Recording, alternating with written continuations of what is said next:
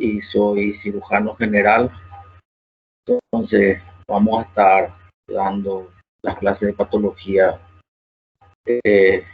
quirúrgica con los otros profesores que ustedes ya le conocen, ya dieron clases con ellos, entonces yo creo que soy el último en acoplarme al grupo. Bueno, vamos a ver un poquitito aquí.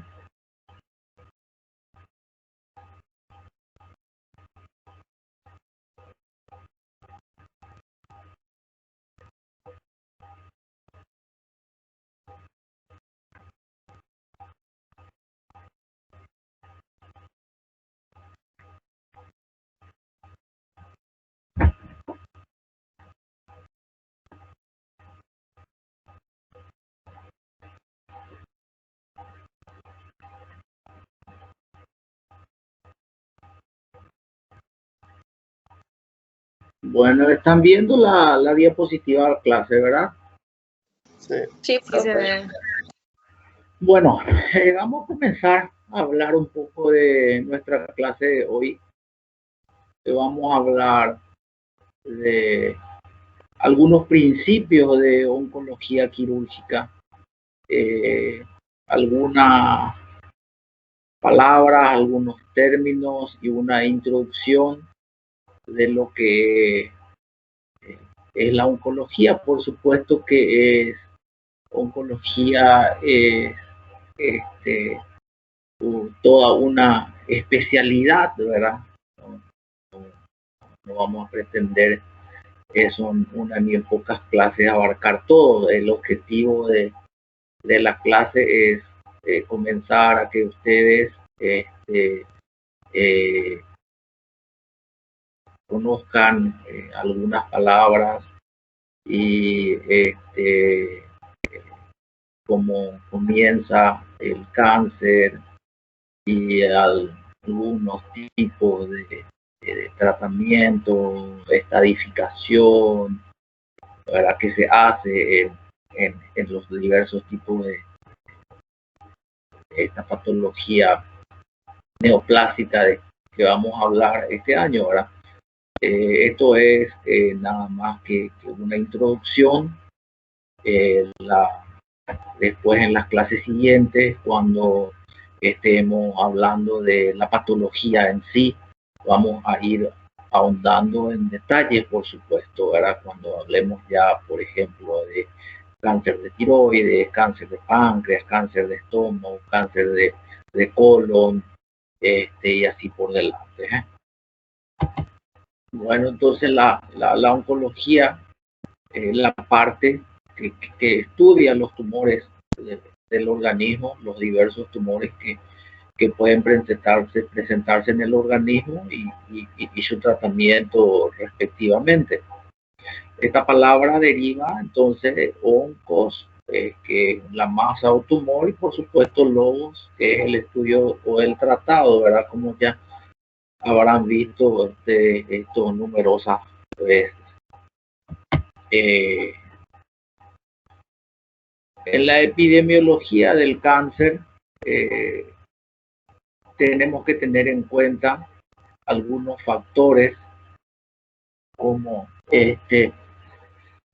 la incidencia. Se habla mucho de incidencia, ¿verdad? Del cáncer, de un tipo específico de cáncer que viene a ser los números de casos que suceden por cada 100.000 personas. Entonces, se habla mucho de la incidencia de tal cáncer, por ejemplo, sucede en tal número entonces de personas. Entonces, para saber un poco la incidencia de qué tipo de cáncer es más frecuente en una población. Por ejemplo, vamos a ver después cáncer de estómago, generalmente ocurre en tantas personas por 100.000 personas y así sucesivamente, ¿verdad? Esto varía según la geografía principalmente. Vamos a ver que hay de repente algunos tipos de cáncer que se desarrolla más en alguna población y menos en otro grupo de gente, ¿verdad? Varía también eso según la genética del organismo, ¿verdad? Y por supuesto lo que puede ir ocurriendo, las variaciones de acuerdo a la exposición ambiental y los factores dietéticos también, que son muy importantes. La mortalidad también, ¿verdad? Entonces se expresa por el número de muertes que ocurre por cada 100.000 habitantes cada año. Así nosotros podemos tener un cáncer que sea más frecuente que otro, pero otro que sea de repente menos frecuente, pero más agresivo en cuanto a la mortalidad. Los estudios que se pueden realizar en este tipo de pacientes generalmente se hacen estudios de cohorte que siguen durante un relativo tiempo un grupo de personas que no tienen enfermedad al principio, y después se va midiendo la tasa de desarrollo de esa afección, ¿verdad? Generalmente se compara a un grupo, a un cierto factor, ¿verdad? O sea, de un grupo que está expuesto a un factor con otro grupo que no está expuesto a ese factor, ¿verdad? Los estudios de casos y controles comparan un grupo de pacientes afectados también con una enfermedad y otro grupo que no tiene enfermedad para una exposición determinada a un cierto factor. Todos estos resultados se expresan en términos de relación, de posibilidades y de riesgos. Entonces, que una persona o un grupo de población puede tener, ¿verdad? Estas posibilidades, ¿verdad? O riesgo que puede tener un grupo de personas o población que están afectados durante un determinado tiempo a algunos factores, entonces, que pueden desencadenar el aparecimiento entonces de una patología neoplásica. En cuanto a la biología del cáncer, entonces nosotros tenemos que las células normales generalmente están controladas.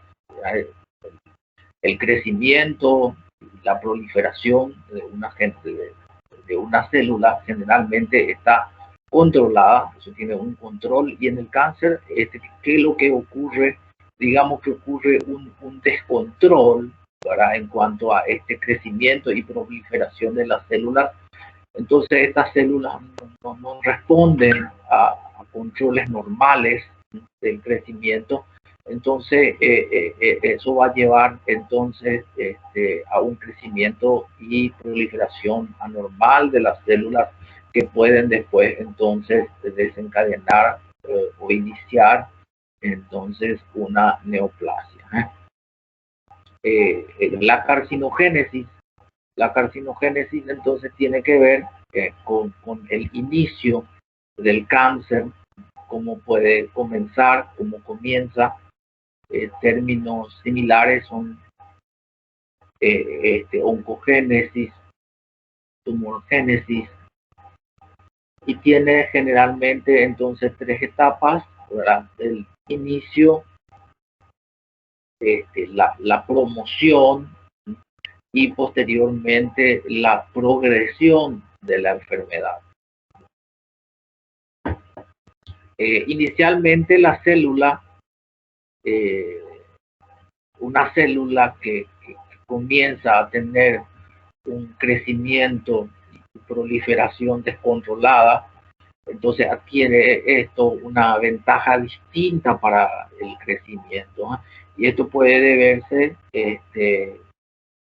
al aparecimiento, a la aparición de genes, de genes que son conocidos entonces con el nombre de oncogenes, o puede ocurrir una pérdida de función de ciertos genes que son los genes supresores de tumor. Estos generalmente, entonces, estos pueden ser hereditarios. Generalmente, estos tumores se pueden originarse de una célula, pero también en otras ocasiones un gran número de células en un órgano pueden sufrir esta alteración genética inicialmente.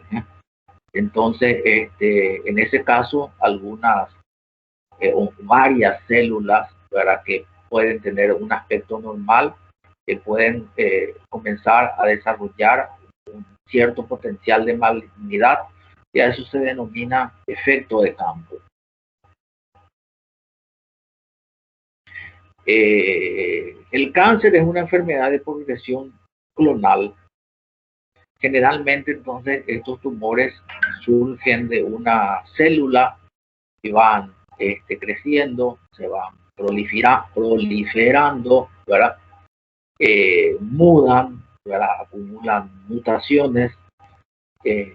Entonces, cada vez la neoplasia va evolucionando o puede ir evolucionando hacia una forma más agresiva.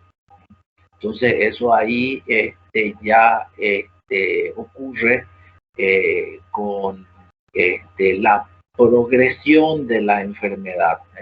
Una enfermedad, entonces, que puede ser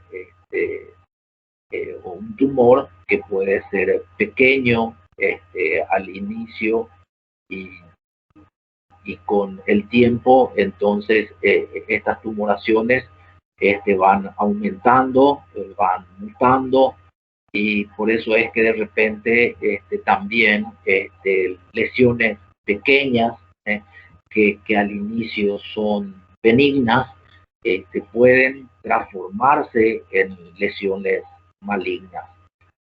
Lesiones pequeñas, ¿verdad? Muy pequeñas, ¿verdad?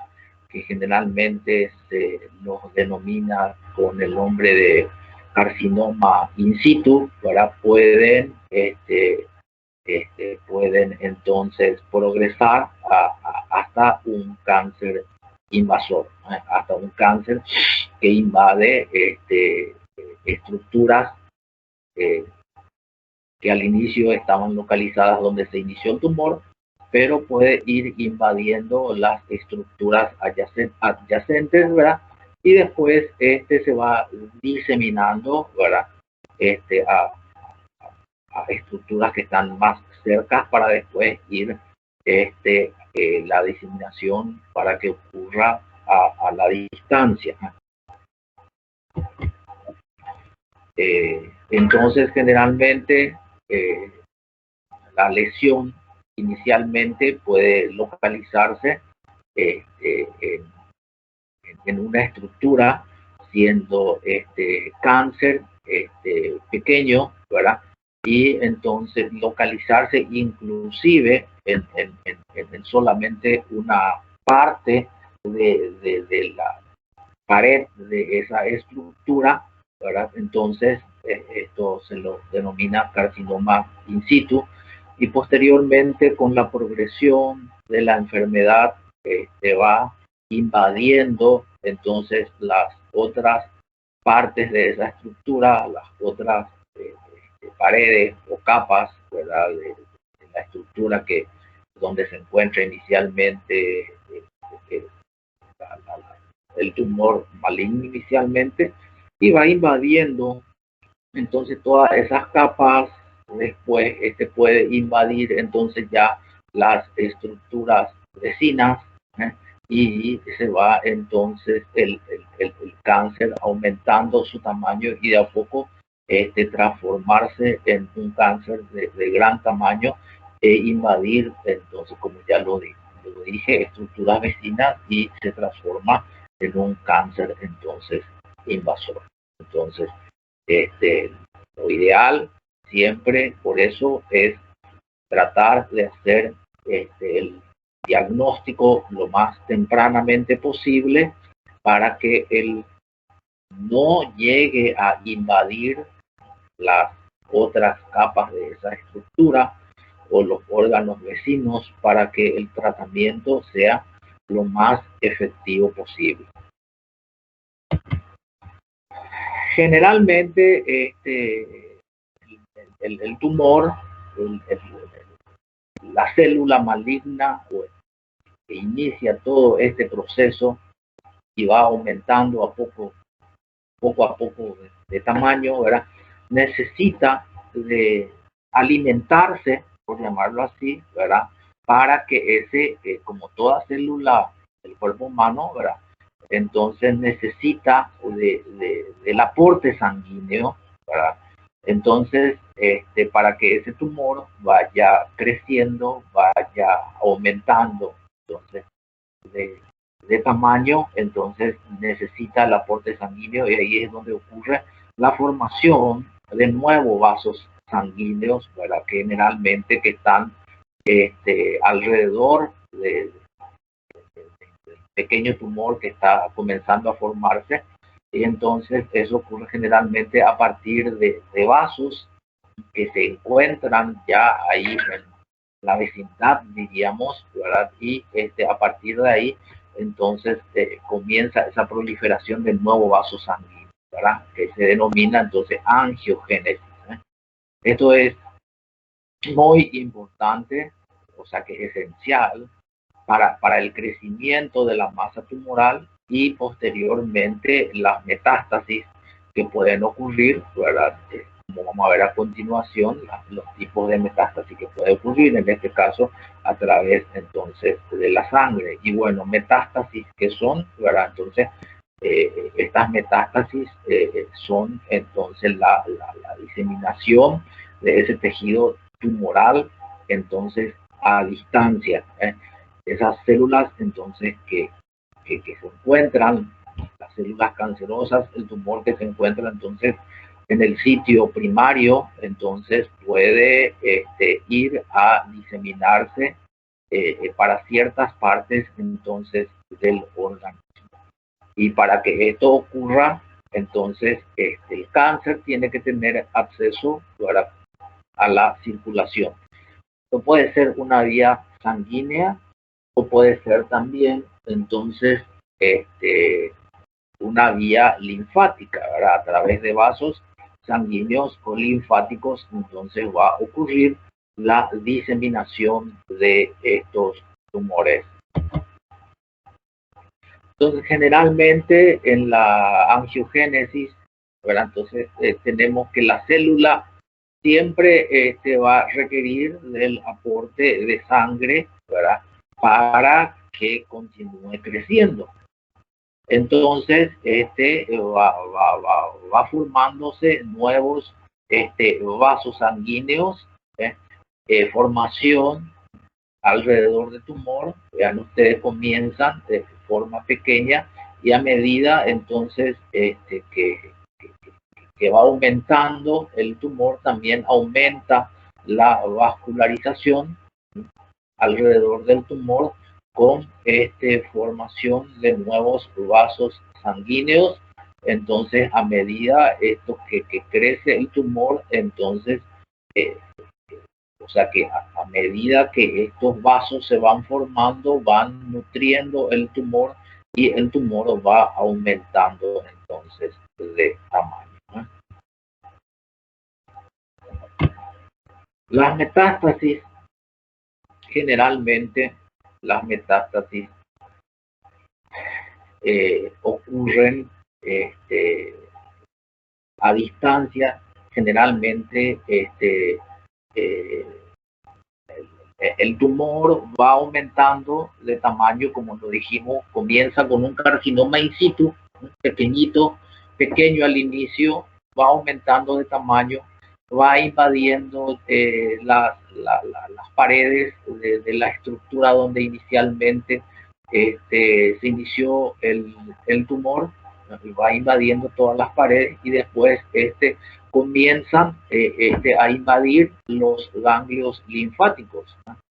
Como recordarán ustedes, el drenaje La circulación incluye la circulación sanguínea y la circulación linfática. Elementos que no pueden volver a través de la sangre por los vasos sanguíneos vuelven a la circulación a través de los vasos linfáticos.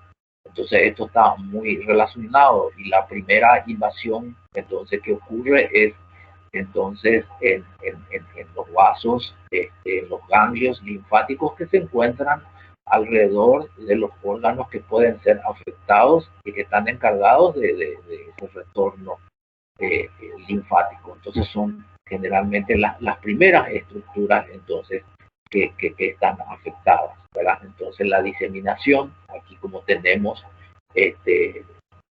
un ejemplo, ¿verdad? de un cáncer primario, entonces la diseminación entonces puede ocurrir, vean ustedes aquí, a través de los vasos linfáticos y después a través de los vasos sanguíneos. Por eso que generalmente, después cuando vamos a ver cómo se hace la estadificación de un cáncer, generalmente se tiene en cuenta el tamaño del tumor, los ganglios que están afectados y las masas, las metástasis a distancia. Entonces, generalmente la diseminación ganglionar ocurre generalmente alrededor del tumor inicial y las metástasis a distancia ya van ocurriendo posteriormente. Entonces un cáncer inicialmente primario puede estar, entonces el cáncer primario alejado de las metástasis pueden estar entonces más alejadas del sitio de ese cáncer primario. Entonces podemos ver cáncer, por ejemplo, del intestino grueso, generalmente diseminándose a través de la pared del intestino, posteriormente invaden los ganglios linfáticos, ¿verdad? Y posteriormente ya a través de esa por ese riego sanguíneo, por la circulación sanguínea que ocurre, entonces puede ir entonces a metastatizar, a diseminarse en lugares entonces un poco más lejanos donde se encontraba ese tumor primario, sea en el pulmón, sea en el cerebro, sea en el hígado, ¿verdad? O en otros lugares, entonces puede ocurrir entonces esta diseminación.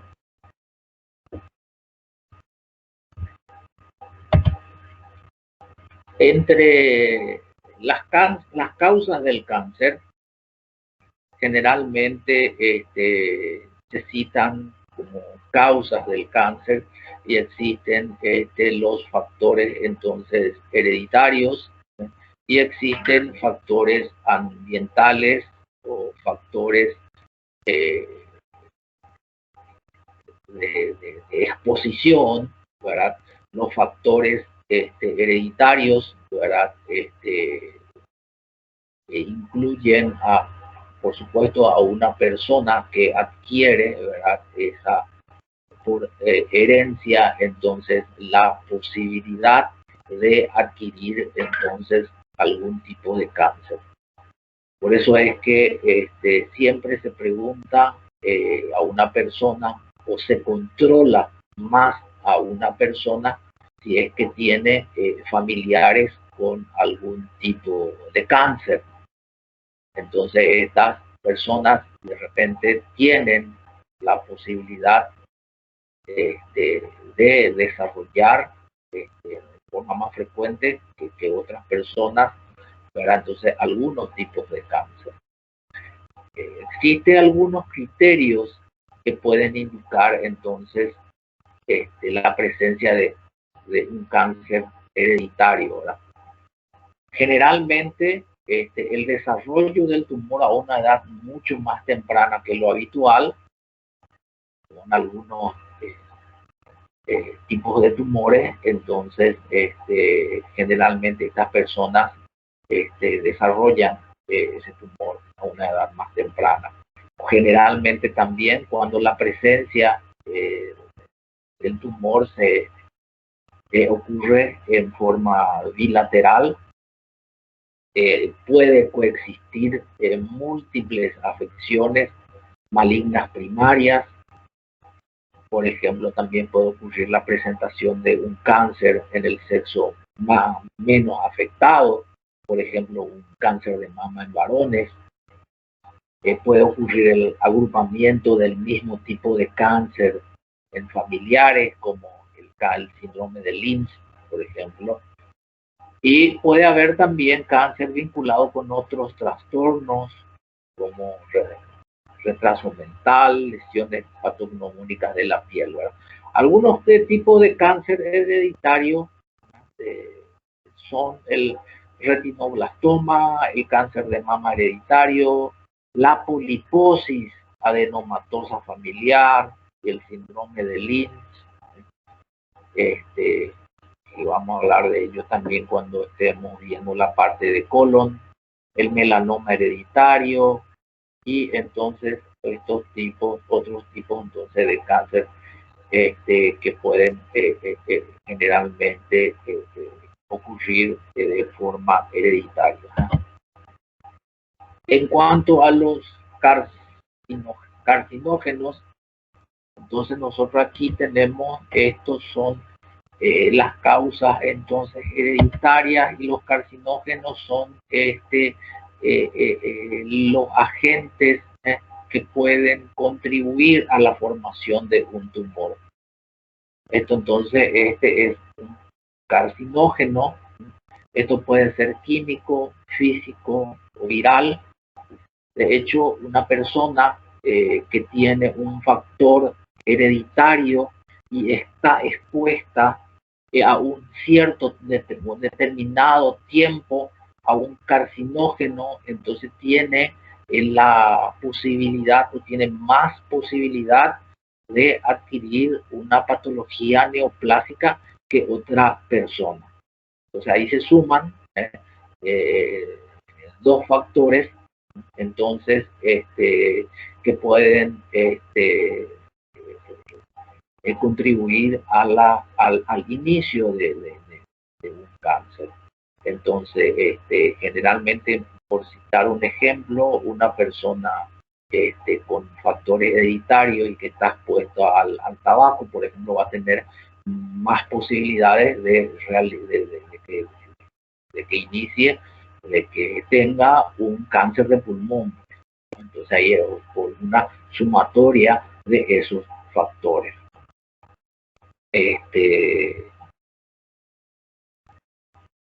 Los carcinógenos, entonces tenemos, pueden ser químicos, pueden ser físicos y pueden ser virales. Entre los químicos, algunos de los más comunes, existen muchos carcinógenos, ¿verdad? Pero entre ellos, por ejemplo, está el arsénico, que puede producir cáncer de piel, rencenoleucemia, el carbón alquitranado, por ejemplo, cáncer de piel, cáncer de escroto. Cuando se hace una terapia de restitución de estrógeno no puede llevar a un cáncer endometrial, mama. Productos de tabaco no fumados, como el cáncer bucal, el humo de tabaco, el cáncer de pulmón, bucal, faringeo, laringeo. El humo de tabaco, el tabaquismo, está relacionado en la mayoría de los cánceres. Carcinógenos físicos, por ejemplo, la radiación entonces ionizante, como los rayos X, gamma, partículas alfa y beta, y rayos no ionizantes como los rayos ultravioletas. De hecho, por eso entonces personas que trabajan bastante con los radiólogos, por ejemplo, están expuestos a este tipo de rayos, y por eso es que tienen que tener todos los cuidados, ¿verdad? Y cuidados de protección al estar expuesto bastante tiempo, entonces, a estos factores, porque puede entonces iniciar la formación de un tipo de cáncer. Los carcinógenos virales, hay algunos virus entonces que pueden estar relacionados con algún tipo de cáncer, como el virus de Epstein-Barr, con los linfomas, los virus de la hepatitis B y C, pueden estar entonces, están relacionados con el cáncer de hígado, el virus del SIDA, ¿verdad? Con la producción, ¿verdad? El aparecimiento de linfoma no Hodgkin, sarcoma de Kaposi, el papiloma, virus humano, el papiloma, que producen los famosos condilomas o verrugas entonces genitales, entonces también pueden estar relacionados con el aparecimiento del cáncer del cuello uterino y cáncer del ano. El diagnóstico del cáncer, es todo un desafío el diagnóstico del cáncer. Generalmente cuando el cáncer se encuentra ya en una etapa invasiva con bastante proliferación, bastante ya extenso, donde ya se formó una masa tumoral importante que pueda ser identificada o palpada, cuando ya da bastante sintomatología, se facilita bastante, digamos, el diagnóstico del cáncer, ¿verdad? Pero a ese punto no hay que llegar. El verdadero reto es realizar el diagnóstico del cáncer lo más tempranamente posible, para que el diagnóstico, perdón, para que el tratamiento pueda ser efectivo.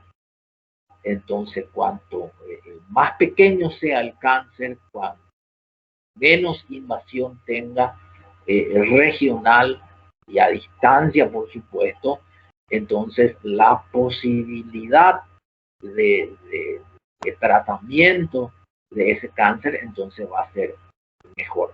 Lastimosamente, la mayoría,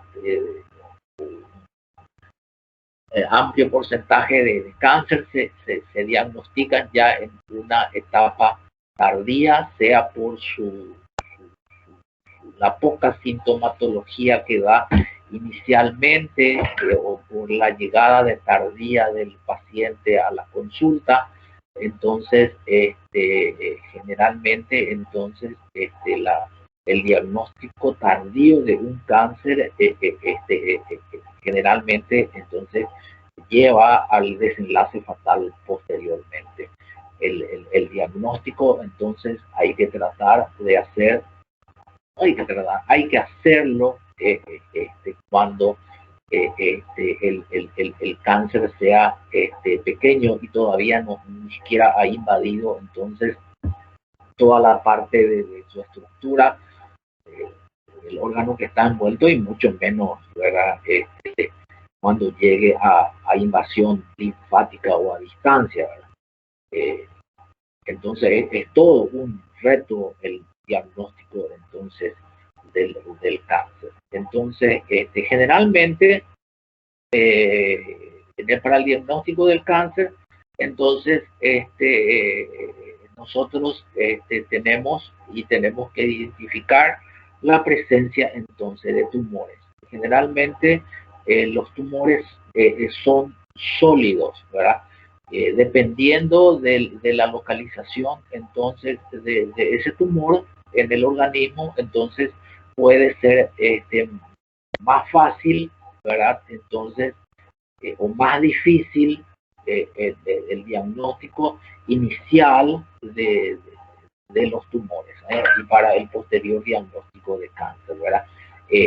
lesiones que se encuentran, por ejemplo, en la piel, son más fáciles de realizar el diagnóstico, ¿verdad? ¿Por qué? Porque eso se observa generalmente a simple vista y puede obtenerse una muestra, ¿verdad? Entonces de esa tumoración, si se encuentra en la piel o próximo a la piel y se va identificando. Entonces generalmente se hace una biopsia de la lesión, que es entonces la biopsia es retirar una parte de esa lesión o retirarla totalmente, ¿verdad? Y enviar eso a anatomía patológica.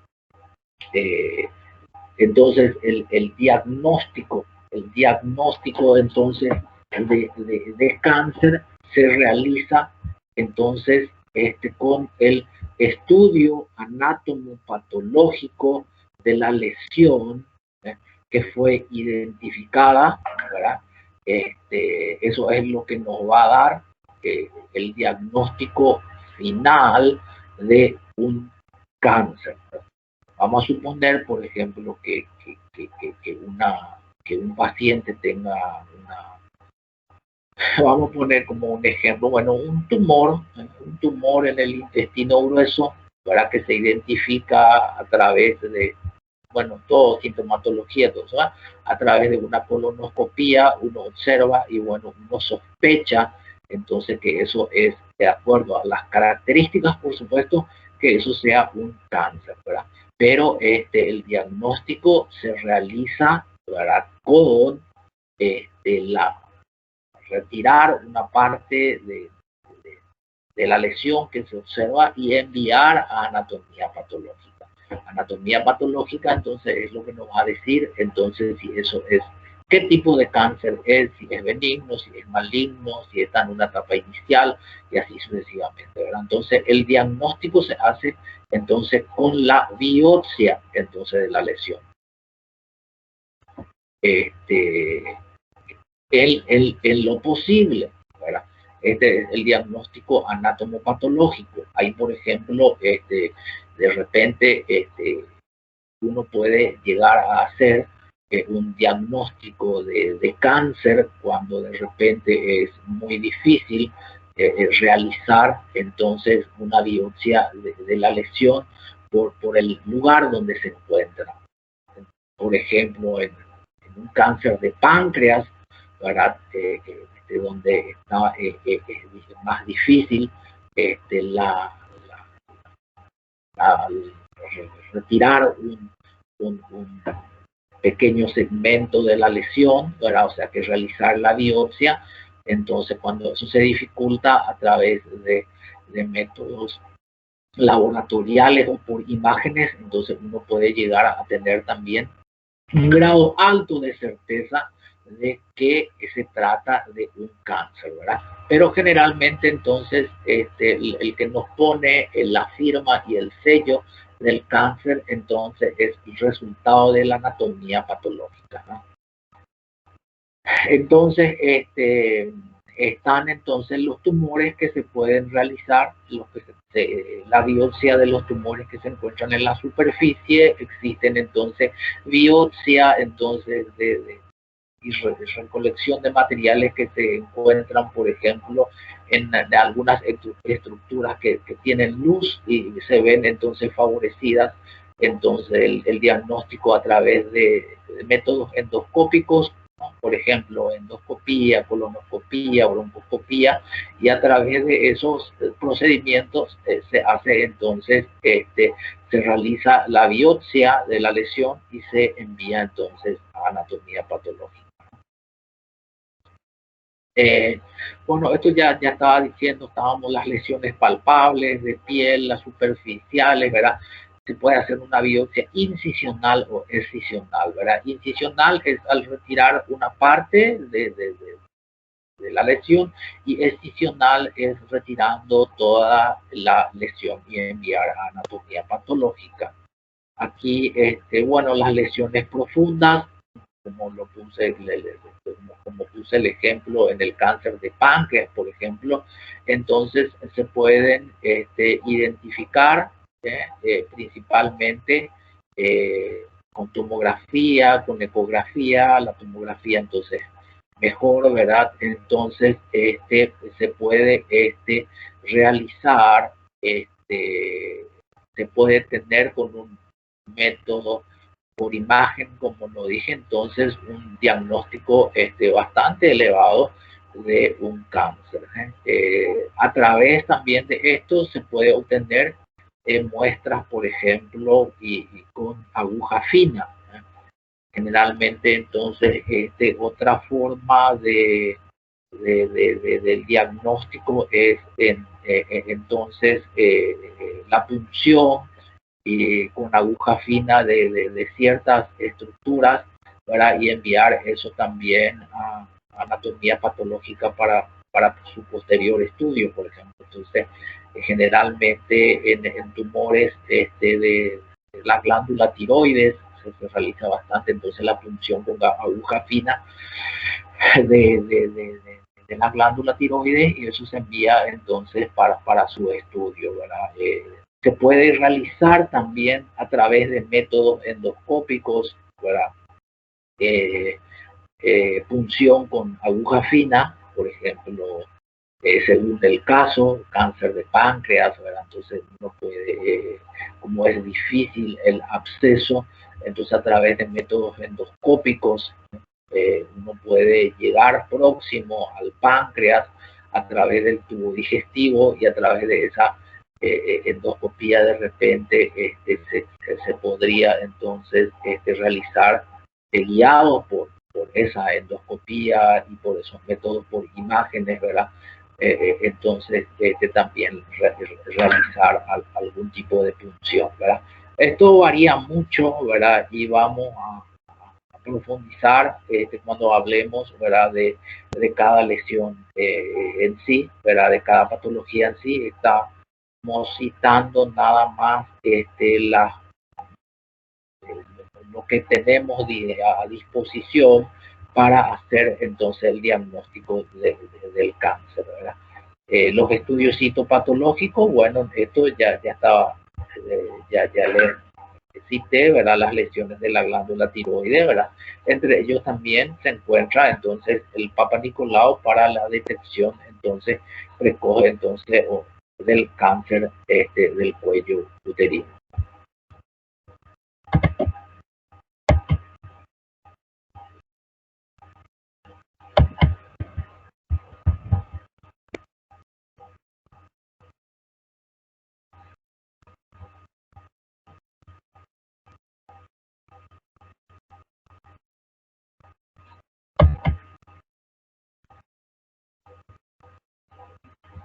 Bueno, una vez que hemos diagnosticado el cáncer por alguno de los métodos que estuvimos citando, ¿verdad? Entonces se tiene que estadificar,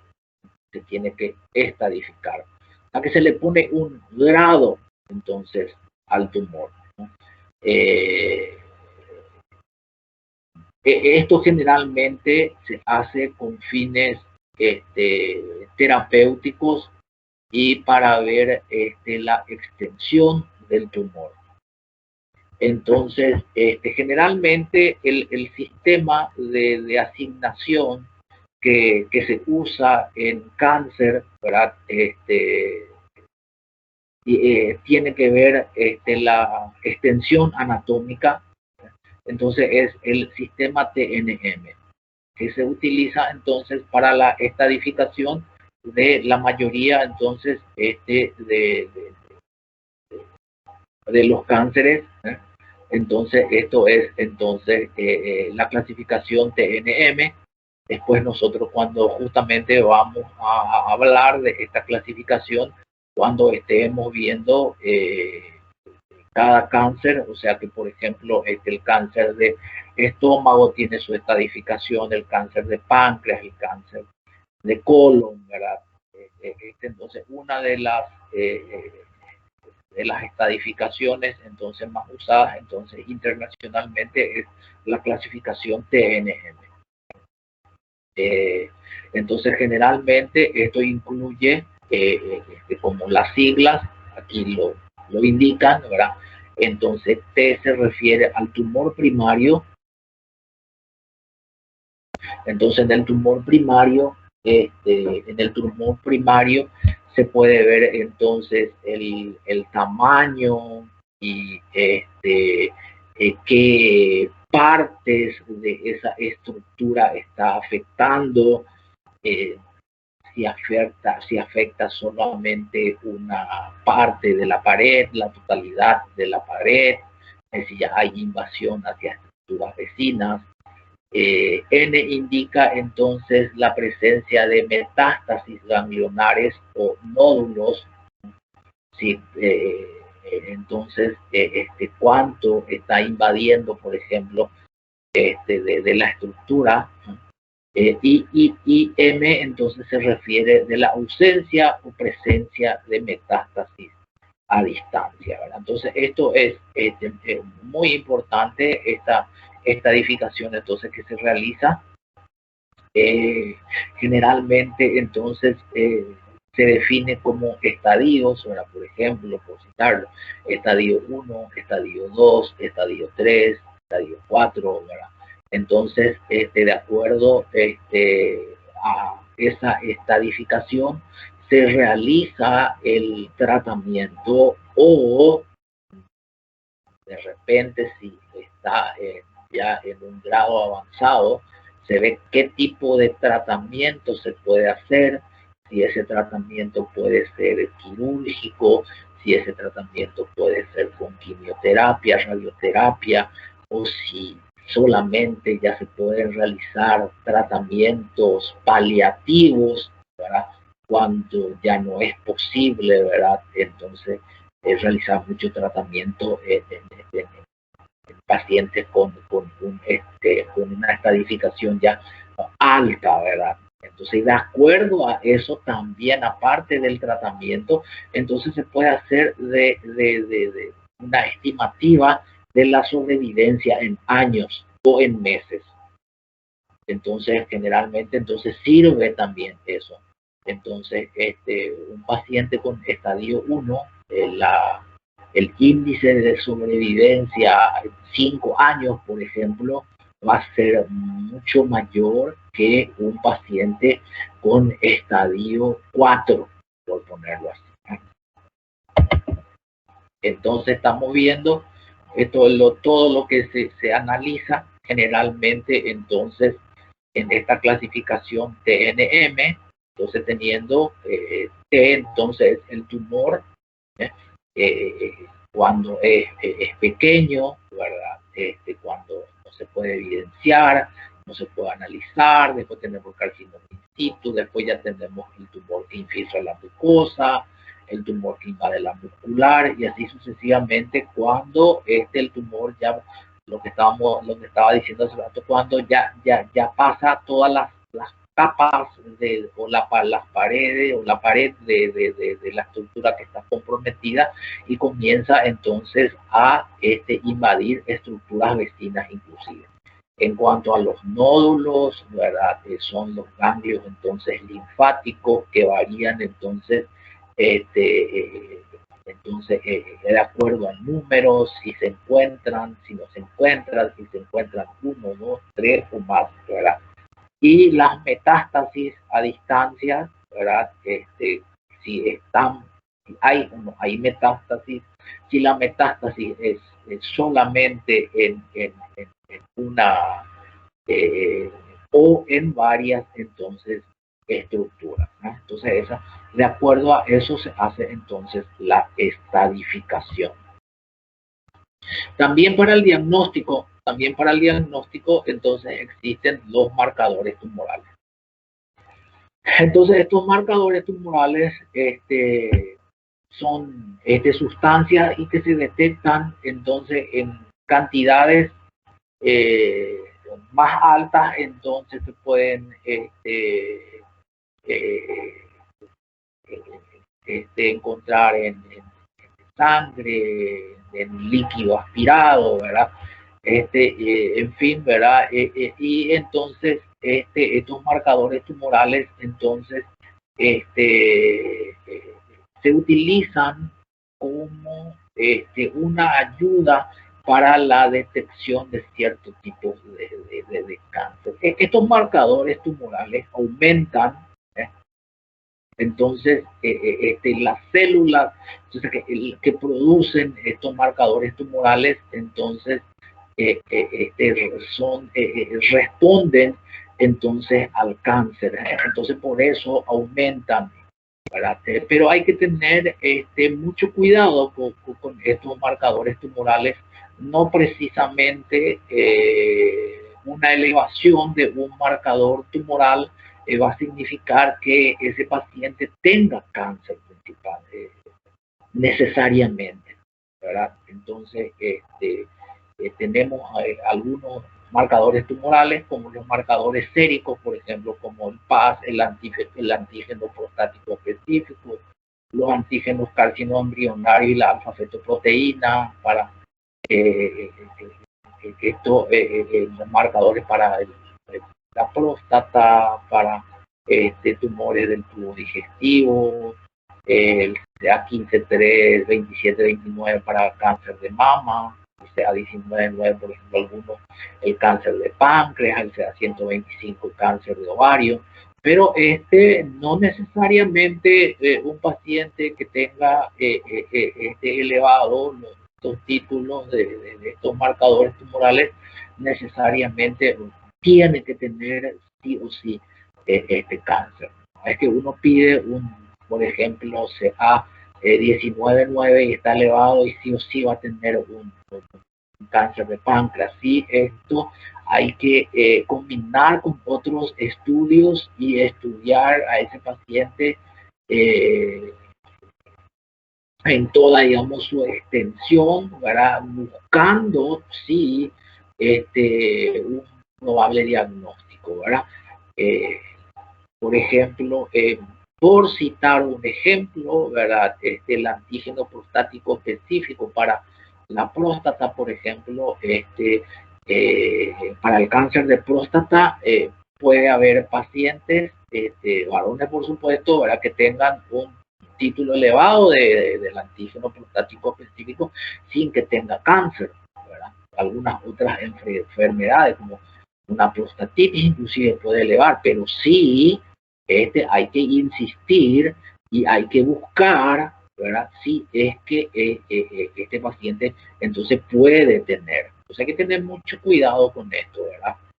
Porque entonces para eso sirve. O puede servir también, aparte de ayudar en el diagnóstico, puede servir, por ejemplo, en el seguimiento, por ejemplo, vamos a suponer el antígeno carcinoembrionario, por ejemplo, en un paciente que se operaron de un cáncer de colon y posteriormente se eleva, esto entonces puede significar una probable recidiva de ese tumor, ¿verdad? Esto hay que usar entonces combinadamente con todo lo que uno tiene a su disposición para realizar entonces el diagnóstico. Una vez entonces hecho el diagnóstico, entonces el tratamiento puede ser quirúrgico, entonces mucho mejor si el tumor primario es pequeño y se encuentra no invadiendo capas, entonces toda la pared de la estructura que está comprometida, entonces lo ideal sería eso siempre, ¿verdad? Cuando el cáncer inclusive sea in situ, las probabilidades entonces de sobrevida a años entonces están aumentadas y estarían disminuidas si ya invaden ganglios linfáticos, porque en el tratamiento entonces hay que retirar esos ganglios linfáticos y la mayoría de las veces de repente es difícil retirarlo en su totalidad y pueden quedar entonces algunos ganglios que estaban ahí alrededor donde se encontraba la lesión inicial. Y por supuesto, cuando hay metástasis, mucho peor, ¿verdad? El tratamiento quirúrgico de las metástasis a distancia es difícil, depende del órgano, de la estructura donde ocurrió la metástasis, ¿verdad? Vamos a suponer que, por citar un ejemplo también, ¿verdad? Una metástasis en hígado, que sea pequeña, ¿verdad? Y que puede resecarse, ¿verdad? Y no así si ya tiene varias metástasis en todo el hígado. Entonces son tratamientos entonces que se pueden realizar una vez hecho el diagnóstico del cáncer. La quimioterapia también se utiliza. Entonces, esta quimioterapia, entonces, un tratamiento que se realiza en personas que pueden tener una enfermedad metastásica comprobada. Muchas veces esta quimioterapia se puede usar cuando el paciente no puede ser ya operado, entonces por ese motivo, muchas veces entonces el objetivo de esta quimioterapia algunas veces puede ser entonces disminuir la carga de este tumor, entonces y aumentar la supervivencia. Entonces nosotros, por ejemplo, siempre estamos poniendo entonces ejemplo, un cáncer de colon, por ejemplo, un cáncer de intestino grueso, entonces que no puede ser operado por lado emotivo, entonces se le puede realizar quimioterapia, entonces para prolongar entonces la sobrevida, porque en cáncer entonces lo que se habla bastante entonces es de la sobrevida del paciente, y cuál es el porcentaje de pacientes que pueden vivir 5 o más años. La quimioterapia coadyuvante entonces se puede realizar justamente realizando un tratamiento quimioterápico y a la vez quirúrgico, ¿verdad? Eso es una quimioterapia coadyuvante, intentando, vamos a suponer, por ejemplo, ese mismo cáncer de colon que estamos hablando, donde resecamos, por ejemplo, en su totalidad, pero de repente pudo haber quedado algunos ganglios afectados, entonces se hace esa quimioterapia, entonces, para intentar disminuir y erradicar esa enfermedad, entonces, esas pequeñas metástasis que no pudieron ser detectadas a simple vista, y siempre para qué, para aumentar la sobrevida. Entre los fármacos anticancerosos están los alquilantes, antibióticos antitumorales, antimetabólicos, alcaloides de plantas y fármacos entonces diversos.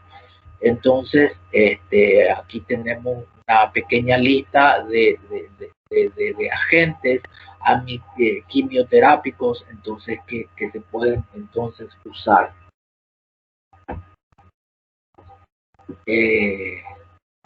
Como los alquilantes, ¿verdad? Aquí tenemos entonces algunos ejemplos de los alquilantes, de los antimetabólicos, productos naturales, hormonas, inhibidores hormonales, como vamos a ver ahora a continuación. Hay ciertos tumores que responden a algunos tipos de hormonas en la terapia hormonal, entonces para el cáncer,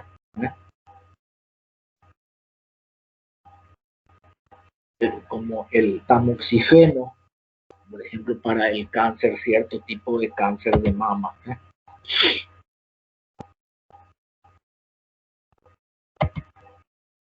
Y aparte entonces, nosotros de la terapéutica quirúrgica, de la terapéutica quimioterápica, entonces existe la terapéutica hormonal, la terapéutica biológica, la inmunoterapia y la terapéutica génica, ¿verdad? la terapéutica hormonal, entonces se usa generalmente en los cánceres de mama y próstata, ¿verdad? Entonces, algunos tipos de cáncer de próstata pueden entonces responder a esta terapéutica. Entonces, generalmente son cánceres que en la proliferación existen entonces las hormonas, entonces estando la progresión de la enfermedad, diríamos, entonces esta terapéutica con supresión de hormonas, entonces ayuda entonces al tratamiento. También tenemos tratamiento biológico y el tratamiento génico, ¿verdad? Entonces cada vez están más en estudio, principalmente la terapéutica génica, ¿verdad? Para modificar el programa genético de algunas células, ¿verdad? Y para el tratamiento entonces de algunas enfermedades metabólicas, ¿no? Generalmente entonces son entonces las medidas como restitución de genes supresores o estimulación de reacciones inmunitarias a células cancerosas, ¿no? Entonces, son otros métodos entonces de tratamiento para que pueden ayudar, ¿no?, al tratamiento. Otro tipo de tratamiento. La radioterapia sí también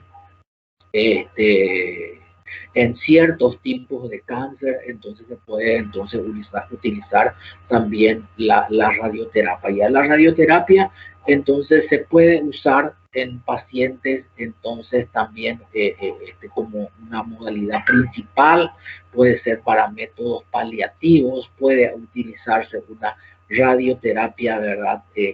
Antes o después entonces de la operación. Hay algunos tipos de cáncer que responden mejor a la radioterapia, ¿verdad? Como un ejemplo, por ejemplo, el cáncer de ano, por ejemplo, el cáncer anal, responde bastante bien a la radioterapia y se puede usar para reducción de masa, ¿eh?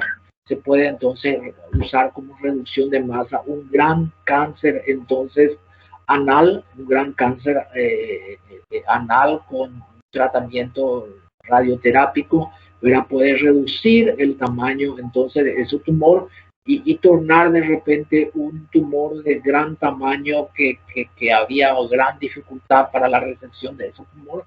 Con esa terapia entonces con la radioterapia se reduce el tamaño y posteriormente entonces se reseca el tumor, como un ejemplo. Bueno, gente,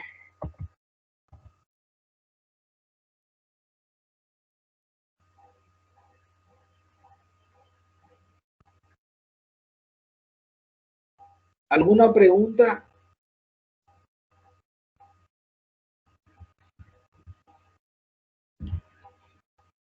¿Me escuchan?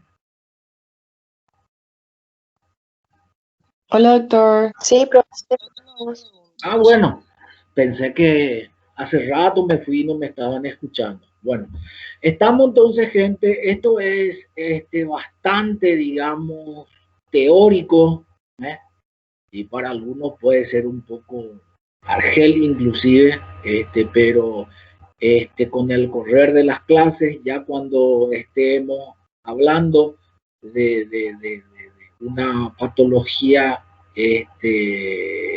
propia, por ejemplo, vamos a ir viendo y detallando y esto es una introducción a lo que vamos a ir hablando, ¿no? ¿Alguna pregunta, gente? Profe, tengo una consulta, pero con respecto al cronograma, ¿todavía no tienen para subir al Classroom? Yo creo que el cronograma tiene el doctor Bellasay. Yo creo que en la próxima clase él les va a dar. Yo no estuve hablando con él en estos días, pero le voy a preguntar y le voy a pasar entonces esa inquietud a él hoy. Yo sé que él estaba Dale, en eso, ¿no? Gracias. Bueno, Profe, gente, ¿y el sí, PPT de la clase sí. se podría subir también al Classroom? ¿Cómo? ¿El PPT de la clase se podría subir al Classroom? Sí, yo pienso que sí, ¿eh? De hecho, esto yo ya le voy a pasar al, ahí le voy a pasar este PPT le voy a pasar al delegado para que, o las delegadas, entonces para que le envíe al resto de los compañeros. ¿Estamos? Dale, profe, gracias.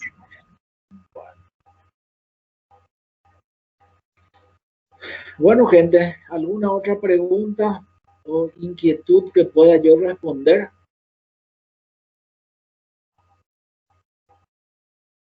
Creo que no, ¿verdad?